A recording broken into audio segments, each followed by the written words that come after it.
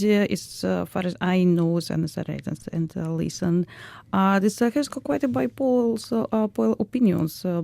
Some media really against that idea, which I support. It's an interesting idea, Alexander Smotrov. I mean, how has it been? What's your analysis of it? Yeah, this sounds a little bit weird on the one hand, but on the other hand, if you have all candidates represented and one main front runner is not represented, maybe it's not fair, it's not equal for them to debate with his representatives rather than with himself. And again, it was maybe the only chance for the opposition candidates to present their views, platforms and manifestos to the whole country, because all these debates are being aired on the national state-run channels within these allocated time slots.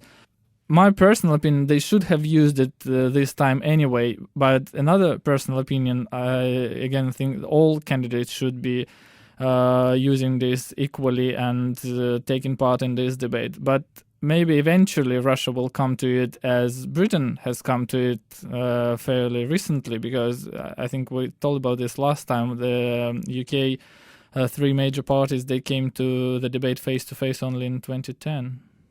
I mean, it could also be a tactic by Putin to avoid having the debate, because he may have deliberately suggested having a representative instead of himself as a way of trying to ensure that the debate did not take place. Margarita Stewart, in terms of this election campaign in the media compared to previous campaigns, have you noticed any differences in terms of how the campaign is being covered? Does it seem to be more transparent?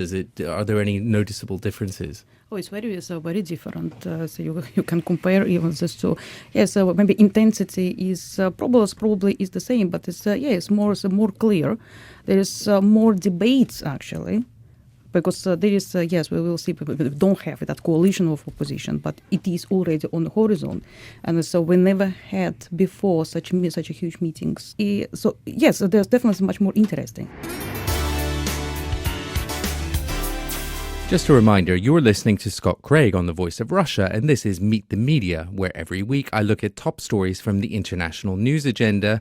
This week with my guests, Margarita Stewart, Mark Hollingsworth and Alexander Smotrov. Mark Hollingsworth, what else have you been looking at? Well, the big media story in the UK is clearly the police investigation into alleged bribes paid by Sun journalists to the police as a consequence of the whole phone hacking investigation. So clearly, as a British journalist, I'm following that, and there's some very interesting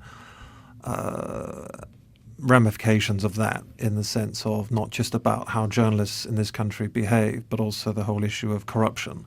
And it's quite revealing in the sense that for many years the British media have attacked Russia and the Middle East and South America and Africa, saying there's all these corruption and bribes being paid. Isn't it outrageous and scandalous? But now we've discovered that actually some on one or two newspapers have actually been just as corrupt as all these other countries. And it is quite staggering to me, and I've been a journalist for 25 years, the extent of the bribery and the corruption by some tabloid journalists to the police. I mean, it's just incredible.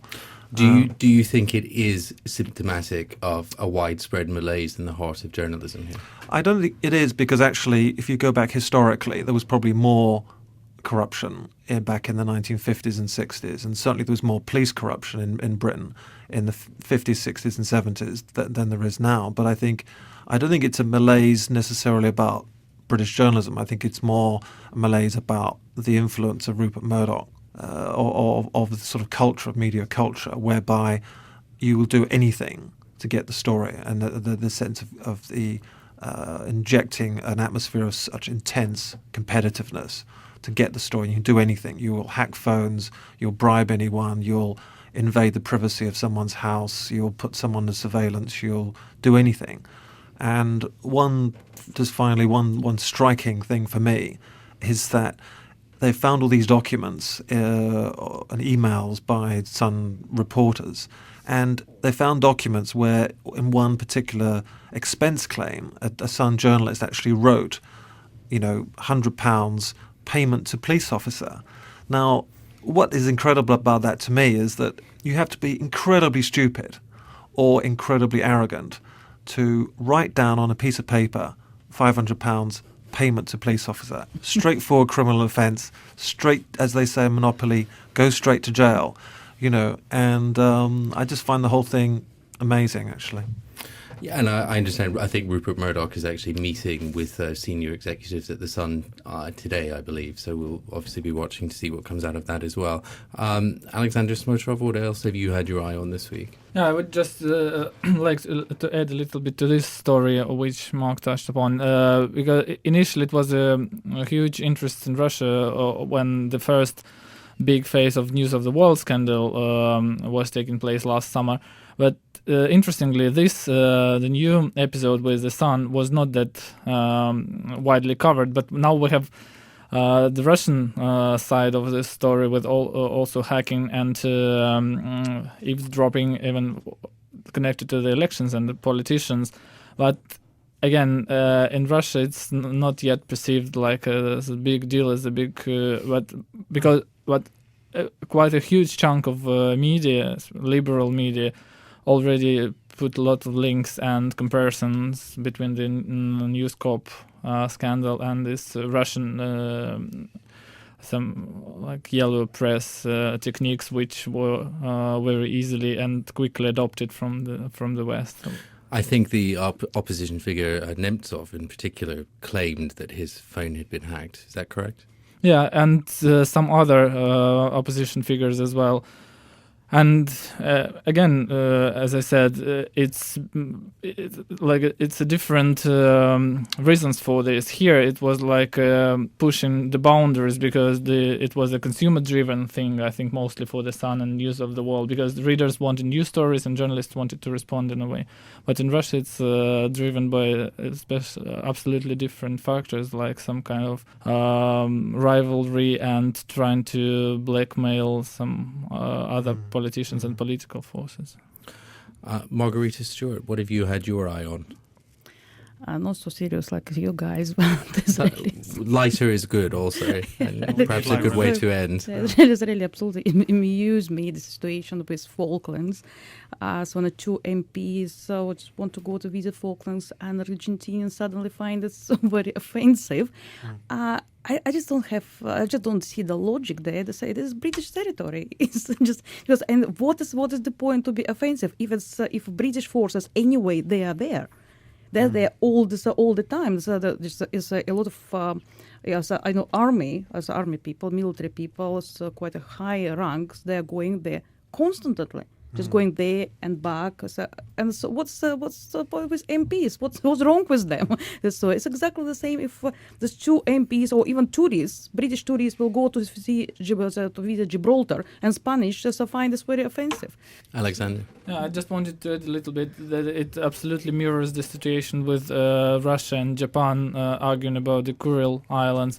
Again, it's Russian territory for the last 60 years, and every single visit by the Russians to the Kurils, and even on the other hand, the Japanese, when they do some kind of not walkabouts, like sailabouts around the islands, again, it provokes the whole series of comments and criticism from both sides. So it's very similar, I think. But here's at least the Kuril, at least they've been the Japanese territory some point of Argentinians history. also think that the last Malvinas was that's what they think. That's what they think. But they never been officially Argentinian territory. They were. Never. Well, historically, they argue it has. Yeah, but maybe because there are very nice penguins on the island, and maybe that's why the MPs have gone. And perhaps Sean Penn will also talk about the Kuril Islands next. Wow. He's going to make a movie about the Malvinas. Yeah. Yes, I think they'll bring very quickly the democracy to the penguins. The film about the Falklands will have penguins in the film. You know. Directed by Sean Penn. Exactly. We're out of time this week, so I'm afraid we'll have to leave it there. But my thanks to my guests Margarita Stewart, Mark Hollingsworth and Alexander Smotrov. This is Scott Craig on The Voice of Russia. Stay with us.